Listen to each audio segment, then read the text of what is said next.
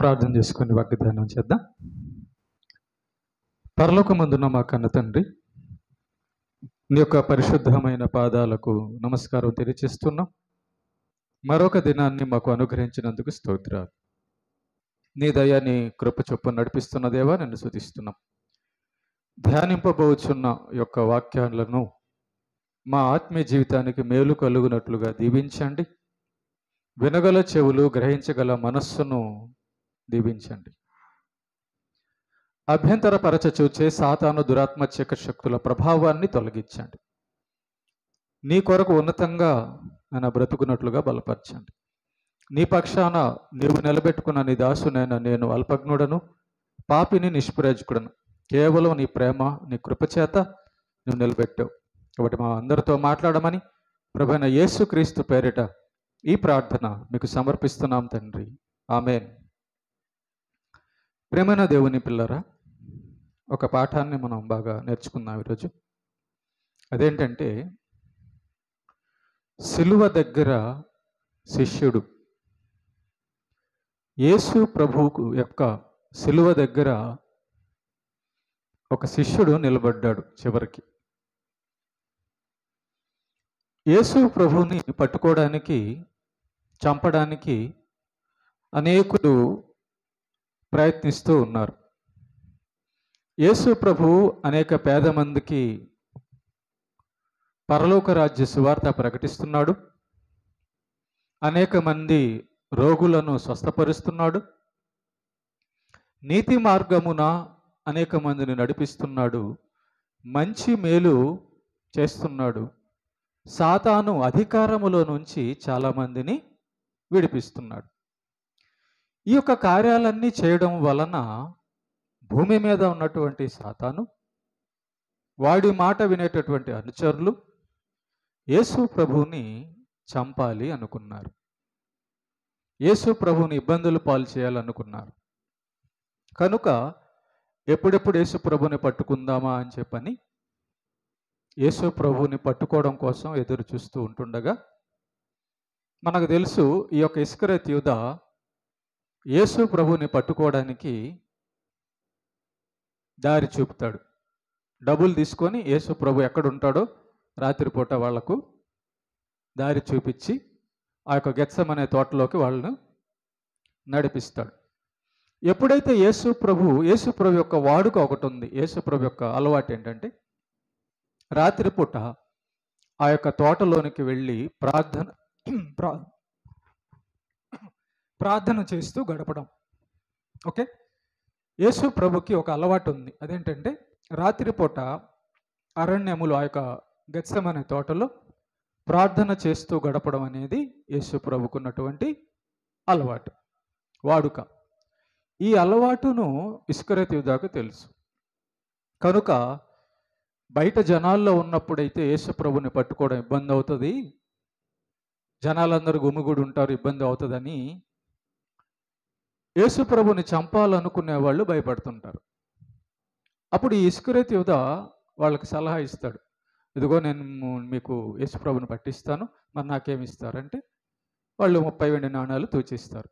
అలాగా అతను ఆ డబ్బు తీసుకొని యేసు ప్రభు ఆ యొక్క గెత్సెమనే తోటలోకి రాత్రిపూట వెళ్ళినప్పుడు యేసు ప్రభు మరియు యేసు ప్రభు యొక్క 11 మంది శిష్యులు అక్కడ ఉంటారు.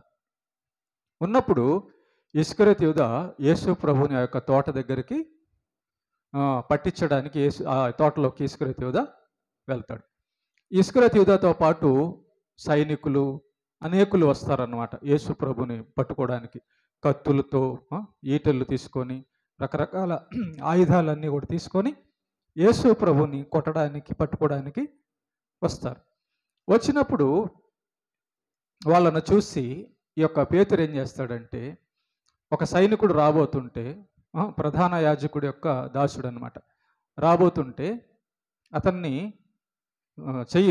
కత్తి ఉంటుంది పేతురు దగ్గర, కత్తి తీసుకొని అతన్ని కొడతాడు. కొట్టినప్పుడు అది చెవి దగ్గర తగులుతుంది, చెవి తెగిపోద్ది అన్నమాట, చెవి నరికేస్తాడు. అప్పుడు యేసు ప్రభు ఉంటాడు, వద్దు, కత్తి వరలో పెట్టేసి మనం నరహంతకులంగా ఉండవద్దు అని చెప్పి ఆ చెవిని, తెగిన చెవిని మళ్ళీ అండిచ్చేసి పెడతాడు. అప్పుడు యేసు ప్రభు అంటాడు, నేను బయట తిరుగుతున్నప్పుడు మీరు నన్ను పట్టుకోలేదు, ఎందుకు రాత్రిపూట దొంగలాగా వచ్చారు నన్ను పట్టుకోవడానికి, అయినా సరే పట్టుకోండి అన్నప్పుడు యేసు ప్రభుని వాళ్ళు పట్టుకుంటారు. పట్టుకున్నప్పుడు ఏం జరుగుతుందంటే మిగతా యొక్క 11 మంది శిష్యులు, సారీ 10 మంది 11 మంది శిష్యులు చెల్లా చెదిరైపోతారు. 10 మంది శిష్యులే ఉంటారు, చెల్లా చెదిరైపోతారు. చెల్లా చెదిరి భయపడిపోయి వెళ్ళిపోతారు అన్నమాట. వెళ్ళిపోతారు, ఎవరి దారిన వాళ్ళు వెళ్ళిపోతారు. వెళ్ళిపోయినప్పుడు యేసు ప్రభుని వాళ్ళు పట్టుకొని బంధించి ఆ యొక్క ప్రధాన యాజకుల దగ్గరికి తీర్పు కోసం అని చెప్పి తీసుకెళ్తారు. తీసుకెళ్ళినప్పుడు పేతురు మాత్రం దొంగచాటుగా వచ్చి చూస్తూ ఉంటాడు. ఈ యొక్క 10 మంది కూడా అట్లా ఉంటారనమాట. కొంతమంది అయితే వెళ్ళిపోతారు. ఈ పేతురు మాత్రం గమనిస్తూ ఉంటాడు, యేసు ప్రభుని ఎక్కడికి తీసుకెళ్తున్నారు, ఏం చేస్తున్నారు అని గమనిస్తూ ఉంటాడు. ఇది సందర్భం. అయితే 12 మందిలో ఒకడైన ఇస్కరియోతు యూదా తప్పిపోతాడు, ఉరేసుకొని చనిపోతాడు. ఇక 11 మంది ఉంటారు. ఈ 11 మందిలో పేతురు చూస్తూ వెంబడిస్తూ ఉంటాడు. మిగతా 10 మంది ఉంటారు. ఈ 10 మందిలో ఒకడైనటువంటి యోహాను, యేసు ప్రభు యొక్క శిష్యుడైనటువంటి యోహాను పారిపోలేదు. మిగతా వాళ్ళలాగా భయపడి పారిపోలేదు. ఈ శిష్యుడు చేసినటువంటి పని గురించే ఈరోజు మనం ధ్యానం చేస్తూ ఉన్నాం. సిలువ దగ్గర శిష్యుడు. చూడండి, ఎవరి దగ్గరన్నా డబ్బు వస్తుందంటే, ఎవరి దగ్గరన్నా మనకు మేలు జరుగుతుందంటే, ఎవరి దగ్గరన్నా మనకు లాభం వస్తుందంటే ఆ మనుషుల దగ్గర మనం అక్కడ ఉండడానికి మనం ఇష్టపడతాం. కానీ ఎక్కడైనా కష్టం వస్తుందంటే, ఏ మనిషి దగ్గరైనా ఇబ్బందులు కలుగుతాయంటే, అంటే మంచిగా ఉన్నా సరే ఇబ్బందులు కలుగుతాయంటే ఆ మనుషుల్ని మనం ఇష్టపడం. మంచోళ్ళ దగ్గర, పేదోళ్ళ దగ్గర ఏం డబ్బులు ఉండవు, ఏం లాభం ఉండదు అని అనేక మంది మంచోళ్ళ దగ్గర నిలబడడానికి, మంచి పరిస్థితుల్లో నిలబడడానికి ఇష్టపడరు.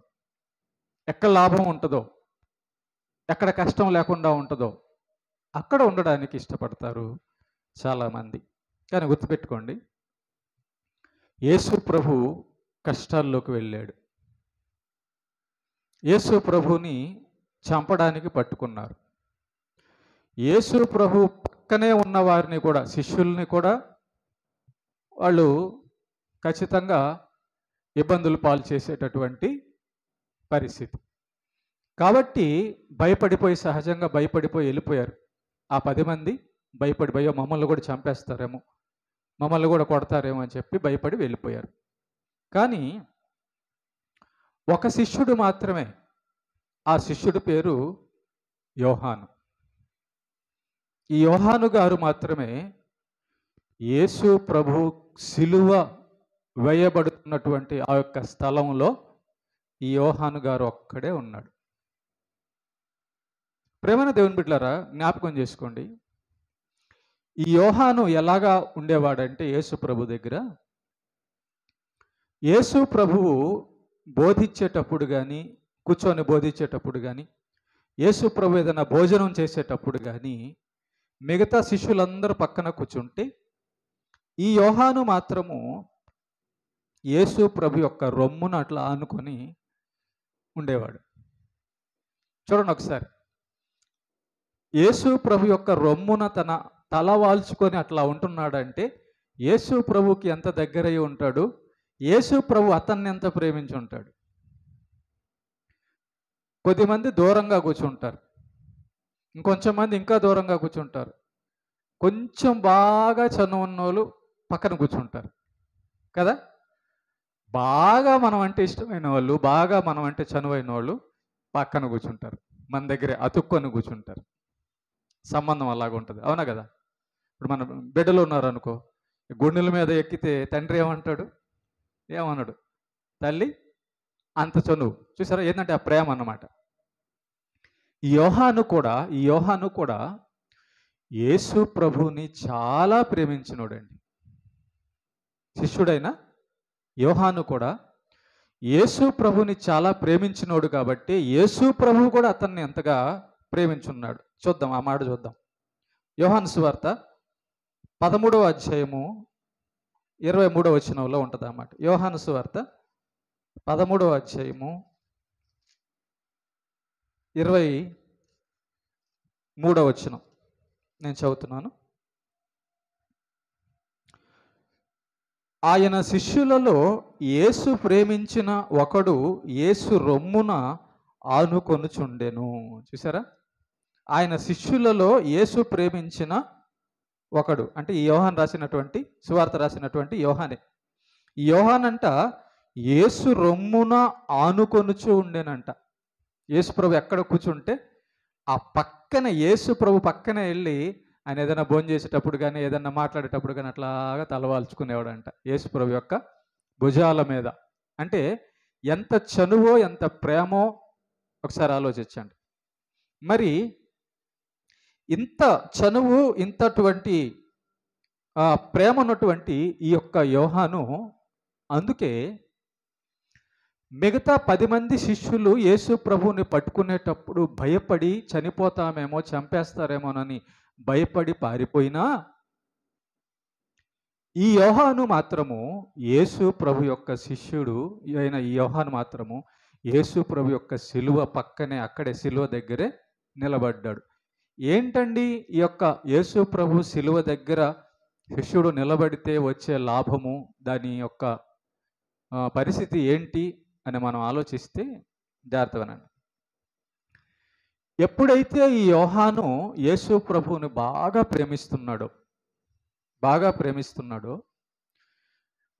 ప్రేమించినందువలన నమ్మకమైన వాడైనందువలన యేసు ప్రభు యొక్క పక్కనే కూర్చున్నటువంటి స్థానము ఈ యోహానికి దొరికింది. నమ్మకమైన వాడు ఈ యోహాను, నమ్మకమైన వాడు. చూడండి, మన బీరువా తాళాలు ఎవరికి ఇస్తాం? బాగా నమ్మకమైన వాళ్ళకి ఇస్తాం. మన ఆస్తి అంతా ఎవరికి ఇస్తాం? నమ్మకమైన వాళ్ళకి ఇస్తాం కదా.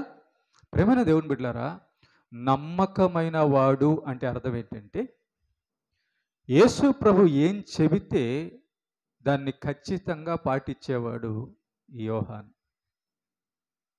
ప్రేమించడం అంటే అదే, నమ్మకంగా ఉండడం అంటే అదే. మనం నమ్మకంగా దేవుని ఎడల ఉన్నాము అంటే దాని అర్థం ఏంటంటే ఆయన ఏం చెప్తున్నాడో దాన్ని కాదనక, దాన్ని తోసివేయక పాటించడాన్ని నమ్మకత్వం చూపించడం అంటారు, విధేయత చూపించడం అంటారు, విశ్వాసం చూపించడం అంటారు. చూడండి, యేసు ప్రభు అన్నాడు, నా కోసం ప్రాణం పెడతారా అంటే నేను పెడతాను ప్రభువా అన్నాడు ఈ యొక్క యోహాను అన్నాడు. అందుకే నేను కూడా ప్రాణం పెడతాడన్న పేతురేమో పారిపోయాడు, మిగతా వాళ్ళు పారిపోయారేమో కానీ ఇతను కూడా అన్నాడు, నేను కూడా ప్రాణం పెడతాను ప్రభువా, చనిపోవాల్సి వస్తే చనిపోతాను నీకోసం అన్న మాట అన్నాడు, కానీ పారిపోలేదు. ఓకే, ఇతను సిలువ దగ్గరే ఉన్నాడు, సిలువ దగ్గర నిలబడిపోయాడు. ఏమన్నా కానీ అన్ని సిలువ దగ్గర నిలబడిపోయాడు. చూడండి, ఇతను చేసిన యొక్క పనికి యేసు ప్రభు ఇచ్చినటువంటి బహుమానం, ఫలితం ఏంటో మీకు చెప్తాను. ఇక్కడ కొద్దిమందిగా మనం కూడి ఉన్నాం. ప్రతి ఆదివారము సహజంగా 90% మంది మందిరానికి వస్తారు. ఎందుకంటే కొందరు భక్తితో వస్తారు, కొందరు ఆదివారం సెలవని వస్తారు, కొందరు అలవాటు ప్రకారం వస్తారు, రకరకాలుగా వస్తారు. కానీ దేవుని మందిరం జరిగే ప్రతి సందర్భంలో నేను ఖచ్చితంగా దేవుని వాక్యం దేవుని మందిరంలో వినబడే రోజు అక్కడ వెళ్ళి కూర్చోవాలి అనే నిర్ణయం తీసుకోవడం చాలా చిన్న విషయం కాదు, సామాన్య విషయం కాదు. ఎంతో ఇష్టం ఉంటే కానీ, ఎంతో విశ్వాసం ఉంటే కానీ, ఎంతో ఆసక్తి ఉంటే కానీ మిగతా రోజుల్లో దేవుని మందిరానికి దేవుని వాక్యం వినబడేటప్పుడు రావడం అనేది జరగదు. ఎంతో విశ్వాసం ఉండాలి, ఎంతో ఇష్టం ఉండాలి, ఎంతో నమ్మకం ఉండాలి. అప్పుడే మిగతా రోజుల్లో కూడా దేవుని మందిరానికి రాగలరు. మీలో మీ ఇక్కడ కూర్చున్న మీలో 90% ఖచ్చితంగా ఎప్పుడన్నా ఒకరోజు అటు ఇటు తప్ప బుధవారం కూడా వస్తున్నారు. బుధవారం కూడా వస్తున్నారు. దాని అర్థం చెప్పడానికి మీకు ఈ పాఠాన్ని నేను తీసుకున్నాను దేవుని కృపను బట్టి. ఓకే, చూడండి, పనులు ఉంటాయి, కష్టాలు ఉంటాయి, సమస్యలు ఉంటాయి, అందరికీ ఉంటాయి, మనందరికీ ఉంటాయి. కానీ ఎన్ని పనులున్నా ఎన్ని కష్టాలున్నా నాకు దేవుడే ముఖ్యం, దేవుని వాక్యమే ముఖ్యం, దేవుని సన్నిధే ముఖ్యం అనే ఇష్టం, తీర్మానం, ఆసక్తి, విశ్వాసం అని చూసారా, చాలా గొప్పది అది. అలా ఆ తీర్మానం చేసుకొని దేవుని సన్నిధికి వచ్చి దేవుని సన్నిధిలో ప్రార్థించాలి, వాక్యం వినాలి, దేవుని సన్నిధిలో గడపాలి అని అనుకునే ఆలోచన నమ్మదగినది. అలాంటి ఆలోచన, ఆ పని చాలా గొప్పది. మిగతా వాళ్ళందరూ వస్తారు, వెళ్ళిపోతారు. ఆదివారం ఒక రోజు వస్తే చాలు అనుకుంటారు, వెళ్ళిపోతారు, అది వేరే. కానీ మిగతా రోజుల్లో కూడా దేవుని యొక్క వాక్యం దేవుని సన్నిధిలో వినబడేటప్పుడు వచ్చి కూర్చొని దేవునికి ప్రార్థించి దేవుని వాక్యం వినడం అనేది అందరూ చేయగలిగినటువంటి పని కాదు. దేవుడంటే బాగా నమ్మకం ఉండి, దేవుడంటే బాగా ఆసక్తి ఉన్న వాళ్ళే ఈ పని చేయగలరు. చూడండి, మిగతా 10 మంది శిష్యులు పారిపోయారు, భయపడి పారిపోయారు. ఎందుకు? యేసు ప్రభుతో ఉంటే కష్టం వస్తుంది, యేసు ప్రభుతో ఉంటే చంపేస్తారేమో అని వాళ్ళ ప్రాణాలు కాపాడుకోవడానికి భయపడిపోయి వెళ్ళిపోయారు. కానీ యోహాను అనే ఈ శిష్యుడు మాత్రము యేసు ప్రభు యొక్క శిలువ దగ్గర నిలబడిన ఒకే ఒక్కడు. అందుకే మొట్టమొదటి నుంచి కూడా ఇక్కడ ఏమని రాయబడిందంటే యేసు ప్రేమించిన శిష్యుడు అని రాయబడింది. యేసు ప్రేమించిన శిష్యుడు. యేసు ప్రభుకి అందరి హృదయాలు తెలుసండి, అందరి హృదయాలు తెలుసు. కాబట్టి ఎవరెవరు ఏ విధంగా ఆలోచిస్తున్నారో, ఎవరెవరిది ఎలాంటి క్యారెక్టరో, ఎవరెవరిని ఏ పనిలో పెట్టాలో, ఎవరెవరిని ఎక్కడ ఉంచాలో, ఎవరెవరికి ఏం ప్రతిఫలం ఇవ్వాలో ఆయనకి తెలుసు. అందుకే యేసు ప్రభు తన పక్కనే యోహాన్ని పెట్టుకున్నాడు. యోహాన్ని ప్రేమించాడని రాయబడి ఉంది. ఎందుకు ప్రేమించాడంటే యోహానుకి ప్రాణం ఇచ్చేటటువంటి ఆసక్తి ఉంది ప్రభు మీద, ప్రభు కోసం. యోహానికి నమ్మకం ఉంది ప్రభు మాట మీద. యోహాను నమ్మదగిన వాడు, చెప్పిన మాట ప్రకారము చేసేవాడు ఈ యోహాను. కనుక యేసు ప్రభును సిలువ వేశారు. సిలువ వేసినప్పుడు యేసు ప్రభు సిలువ మీద ఉన్నాడు. అప్పుడు ఏం జరుగుతుందో చూద్దాం. అప్పుడు ఏం జరుగుతుందంటే యోహాను సువార్త 19వ అధ్యాయము 25 నుంచి చూస్తున్నాం. యోహాను సువార్త 19వ అధ్యాయము 25 నుంచి. ఆయన తల్లియు, యేసు ప్రభు యొక్క తల్లి పేరు ఏం పేరమ్మా? మరియమ్మ. ఓకే, మరియమ్మ అంటే ఆయన యేసు ప్రభు యొక్క తల్లి అయిన మరియమ్మయు, ఆయన తల్లి సహోదరియు, యేసు ప్రభు యొక్క అమ్మ గారైన మరియమ్మకి సహోదరి కూడా ఉందట. ఆమెయు, క్లోపా భార్య అయిన మరియయు, చూడండి ముగ్గురు, మగ్దలేనే మరియయు యేసు శిలువ వద్ద నిలుచుండిరి. స్త్రీలు మాత్రం 4 నుంచే ఉన్నారు. యేసు ప్రభు యొక్క తల్లిగారు, యేసు ప్రభు యొక్క తల్లి యొక్క సహోదరి గారు, ఇంకొక మరియా, మగ్దలేనే మరియ. 4 మరియలు ఇక్కడ ఉన్నారు. 4 మరియలు ఉన్నారు. యేసు ప్రభును సిలువ వేసినప్పుడు 4 మరియలు ఉన్నారు, నిలుచుండిరి. యేసు శిలువ వద్ద నిలుచుండిరి. 26వ వచనం. యేసు తన తల్లియు తాను ప్రేమించిన శిష్యుడును దగ్గర నిలుచుండుట చూచి, అంటే మిగతా వాళ్ళందరూ దూరంగా వెళ్ళిపోయారనమాట. మిగతా వాళ్ళ పేతురేమో దూరంగా చూస్తున్నాడు, మిగతా వాళ్ళందరూ కూడా దూరంగా ఉన్నారు. ఓకేనా? యేసు ప్రభు మరణ సమయంలో, జాగ్రత్తనండి ఇక్కడ, ఇది ఎలాంటి సందర్భం అంటే, ఎలాంటి పరిస్థితి అంటే, ఇంకా కాసేపట్లో యేసు ప్రభు చనిపోతాడు సిలువలో. యేసు ప్రభుని బాగా కొట్టేశారు, రక్తం కారిపోతుంది. యేసు ప్రభు ఒంటి నిండా గాయాలయ్యి ఉన్నాయి. యేసు ప్రభు లోకంలో ఉన్న ఆ మనుషులందరికీ కూడా చాలా భయంకరంగా కనబడుతున్నాడు. అసహ్యుడిగా కనబడుతున్నాడు, విలువ లేనివాడిగా కనబడుతున్నాడు. ఎవరు యేసు ప్రభుకి అక్కడ విలువ ఇచ్చేవారు లేరు. ఎవరు యేసు ప్రభుని కోసం త్యాగం చేసి నిలబడేవారు లేరు. అలాంటి పరిస్థితి అక్కడ.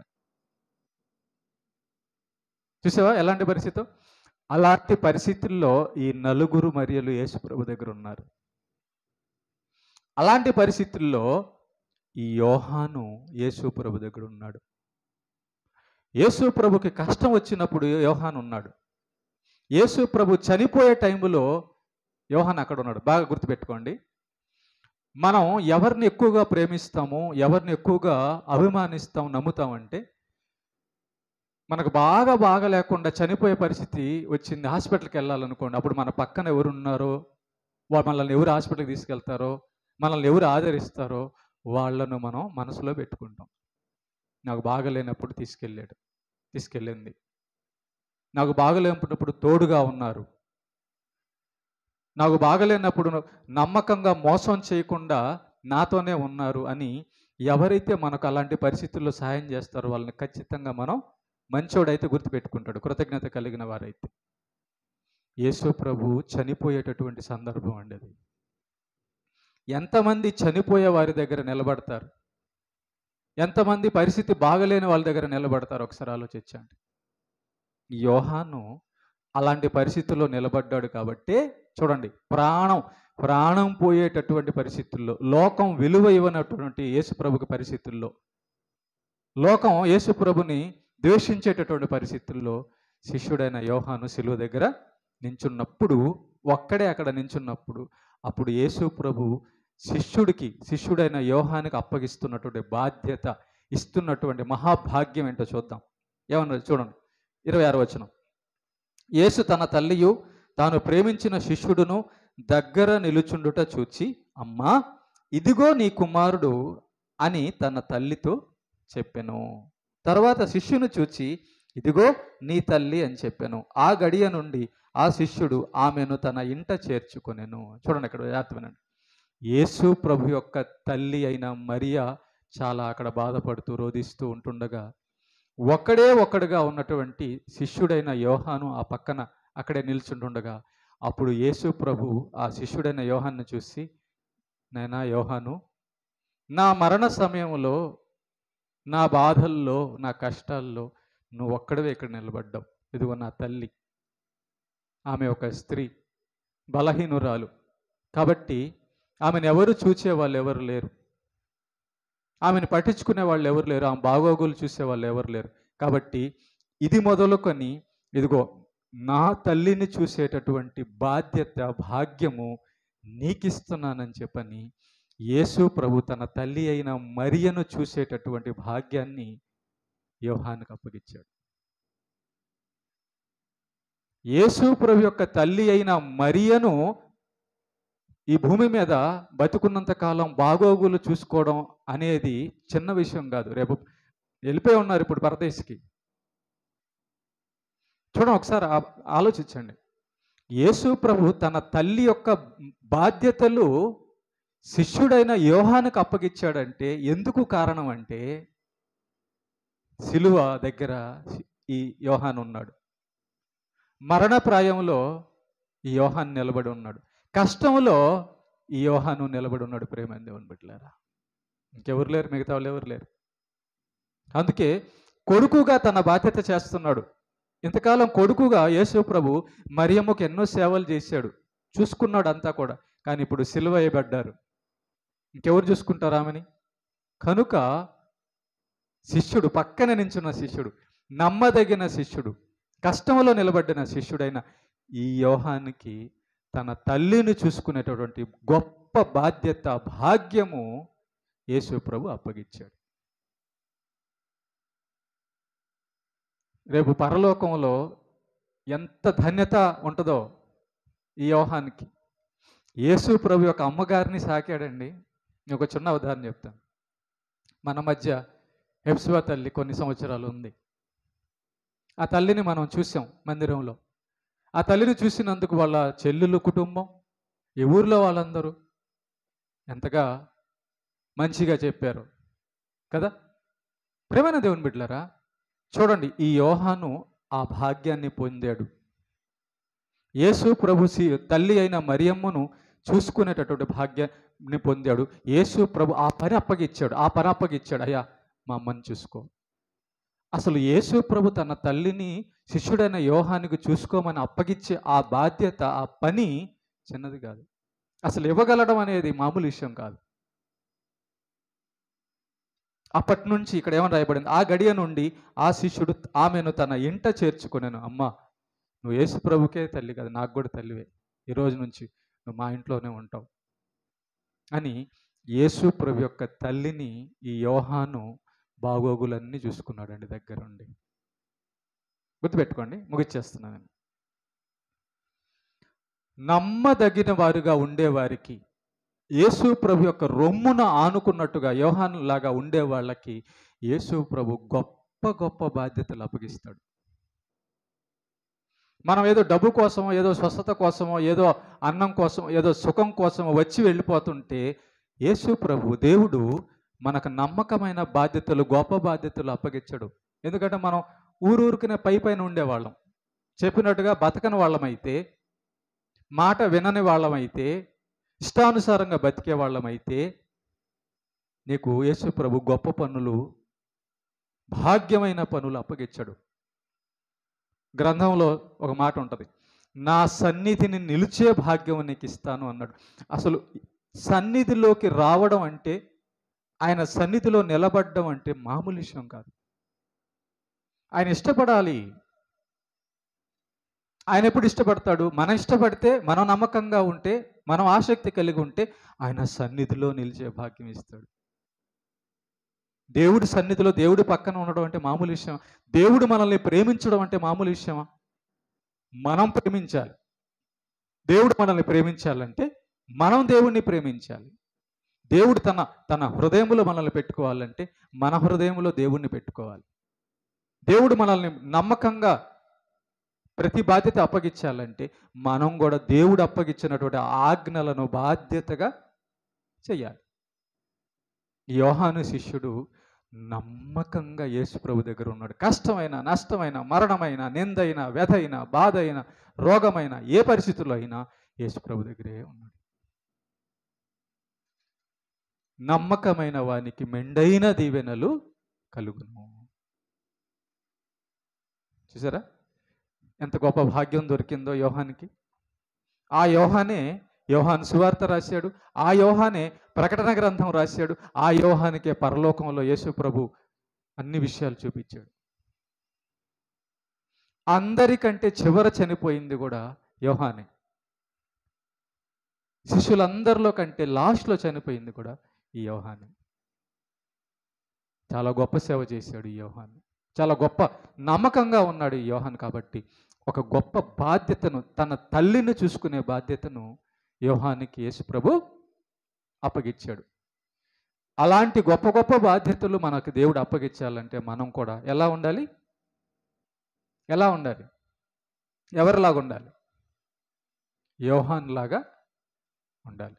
యోహాన్ లాగా ఉండడం అంటే సన్నిధిని ప్రేమించడం, వాక్యాన్ని ప్రేమించడం, ప్రార్థన చేయడం, ఆయన చెప్పిన వెంటనే చేయడం, విధేయత కలిగి ఉండడం, ఆసక్తి అన్నిటికంటే ఎక్కువగా ప్రేమించడం దేవుణ్ణి. అవన్నీ కలిగినప్పుడు దేవుని యొక్క మదిలో మనం స్థానం సంపాదించుకుంటాం. మన మదిలో దేవుడు ఉన్నప్పుడు దేవునికి మనకి సంబంధం చాలా బాగుంటుంది. యోహాన్ అంట చూడండి, కూర్చొని సృష్టికర్త అయిన దేవుని యొక్క రొమ్మున అనుకుంటున్నాడంట ఇట్లా. ఎమ్మెల్యే పక్కన అట్లా అనుకుంటావా? పోయి ఎస్ఐ పక్కన ఆడుకుంటావా? కలెక్టర్ పక్కన అనుకుంటావా? ముఖ్యమంత్రి పక్కన అనుకుంటావా? ప్రధానమంత్రి పక్కన అనుకుంటావా?